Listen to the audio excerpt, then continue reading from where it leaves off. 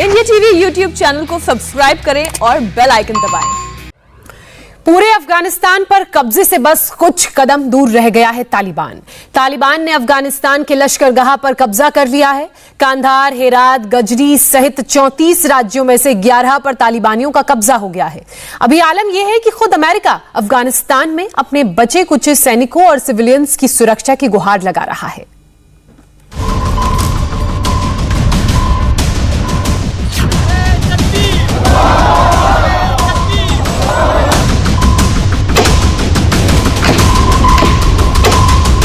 अफगानिस्तान में अमेरिका को तो ये दिन देखने ही थे।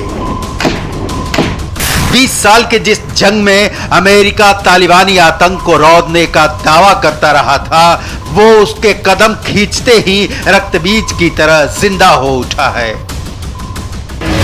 तालिबान के आतंक में थर्रा रहा अफगानिस्तान।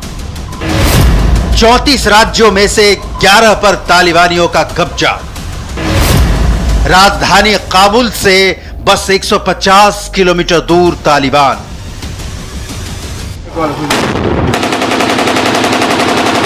काबुल का किला फतह करने के रास्ते में जो भी आ रहा है उसे ध्वस्त करता हुआ आगे बढ़ रहा है तालिबान।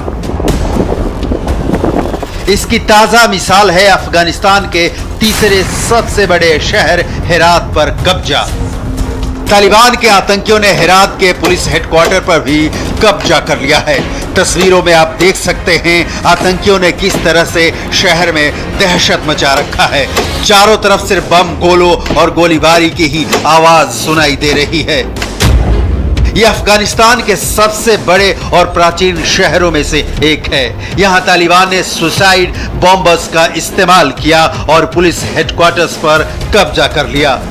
यह शहर भी अफगानिस्तान के बड़े शहरों में आता है।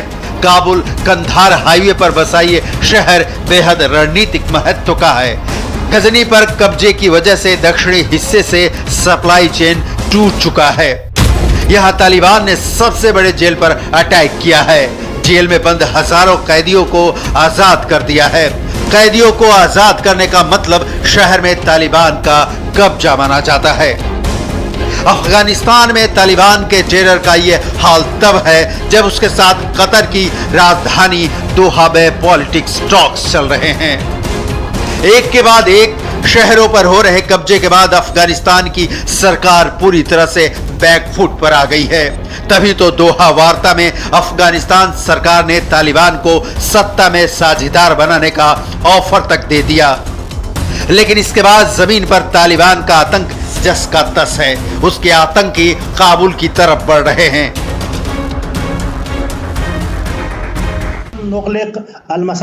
हमने राजनीतिक रास्ता बंद नहीं किया है, बातचीत का रास्ता खुला है। हम दोहा में हैं और अगर अफगान सरकार बातचीत के जरिए मुद्दा सुलझाना चाहती है तो हम इसके लिए तैयार हैं।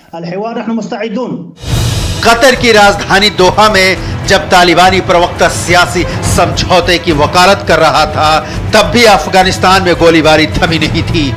शहर दर शहर तालिबान का आतंक जारी है।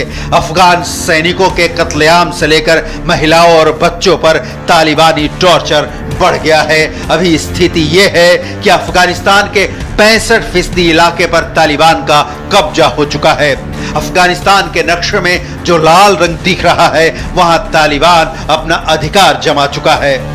फराह, जरंज, पुले खुमरी, तालोकान, फैजाबाद, कुंदज, ऐबक, शबरगान, सारे बड़े शहर तालिबान के कब्जे में चले गए हैं। अब काबुल की जंग बाकी है और जिस तेजी से तालिबान आगे बढ़ रहा है, उससे काबुल का किला फतह होने में ज्यादा देर नहीं लगने वाली है। अमेरिका में इसी बात को लेकर सबसे ज्यादा खलबली मची हुई है। बाइडेन सरकार के विदेश मंत्रालय से लेकर रक्षा मंत्रालय तक को अफगानिस्तान की मौजूदा हालात के लिए कड़ी आलोचना झेलनी पड़ रही है।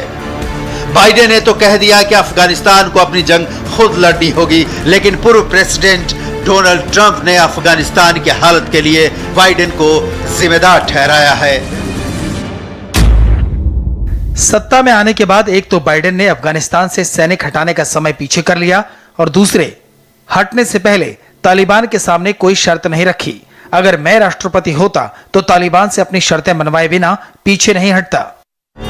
2020 में ट्रंप के राष्ट्रपति रहते ही तालिबान से अफगानिस्तान में शांति बनाए रखने की डील हुई थी, जिसके बाद सेना हटाने का वक्त मई 2021 तय किया गया था, लेकिन बाइडेन सरकार ने इसे 1 महीने पीछे घटा दिया, वो भी तालिबान से बिना कोई शर्त मनवाए। अभी हालत यह है कि अमेरिका काबुल में अपने कॉन्सुलेट और 4000 से ज्यादा डिप्लोमेट्स को लेकर चिंतित है। अब अमेरिका इन्हें अफगानिस्तान से एयरलिफ्ट करने के लिए अपने 3000 सैनिकों को काबुल भेजने वाला है। I'm sure you heard from my colleague over at the State Department. जैसा कि विदेश मंत्रालय के प्रवक्ता के जरिए आपको सूचना मिली होगी, राष्ट्रपति ने अफगानिस्तान में मौजूदा हालात को देखते हुए काबुल दूतावास में काम करने वाले लोगों की संख्या कम करने के आदेश दिए हैं। इसके अलावा दूसरे नागरिकों को भी जल्द अमेरिका वापस बुलाने की प्रक्रिया तेज करने के निर्देश दिए गए हैं। इनकी सुरक्षित वापसी के लिए अमेरिकी रक्षा मंत्रालय की तरफ से सभी जरूरी इंतजाम किए जा रहे हैं। अफगानिस्तान में बढ़ते तालिबानी कब्जे ने भारत की भी चिंता बढ़ा दी है। भारत ने भरोसा दिया है अफगानिस्तान में फंसे अल्पसंख्यक हिंदू, सिखों समेत दूसरे लोगों को एयरलिफ्ट करने में मदद करेगा। विदेश मंत्रालय के प्रवक्ता ने कहा कि सरकार अफगानिस्तान के हालात पर लगातार नजर बनाए हुए है। हालांकि यह भी साफ किया गया कि फिलहाल काबुल में भारतीय दूतावास को बंद करने का कोई फैसला नहीं हुआ है, लेकिन कंधार और मज़ार शरीफ में बिगड़े हालात के बाद वाणिज्य दूतावासों से भारतीय राजनयिकों और स्टाफ को निकाल लिया गया है। इसके साथ ही तालिबान के कब्जे वाले इलाकों में हिंदू और सिख समुदाय के लोगों को सुरक्षित निकलने में मदद दी जाएगी। We are closely monitoring developments in this regard. We are concerned. Afghanistan में लगातार बदल रहे हालात पर हम नजर बनाए हुए हैं। सबसे ज्यादा चिंता हमें सुरक्षा के लिहाज से हो रही है। हमने पिछले हफ्ते ही सभी भारतीय नागरिकों के लिए देश लौटने की एडवाइजरी जारी कर दी है। अफगानिस्तान में भारतीय मिशन ने पिछले साल भी हिंदू और सिख अल्पसंख्यकों को भारत आने में मदद की थी। इस बार भी हम संपर्क में हैं और इनकी सुरक्षित वापसी के लिए हर इंतजाम करेंगे। Continues to remain in touch with the Afghan Hindu and Sikh community members, and we will ensure the provision of all necessary assistance to them. जाहिर है हर गुजरते दिन के साथ अफगानिस्तान में हालात खराब हो रहे हैं। अफगान सरकार के साथ दुनिया के कई देश बातचीत के जरिए हालात को सुधारने में जुटे तो हैं, पर तालिबानी बातचीत की टेबल पर बैठने के साथ ही आतंक मचाने से बाज नहीं आ रहे। नमस्ते, मैं हूं मीनाक्षी जोशी। वीडियो और खबरों से अपडेट रहने के लिए India TV YouTube channel subscribe करें, बेल आइकन दबाना ना भूलें। जुड़े रहें इंडिया टीवी के साथ।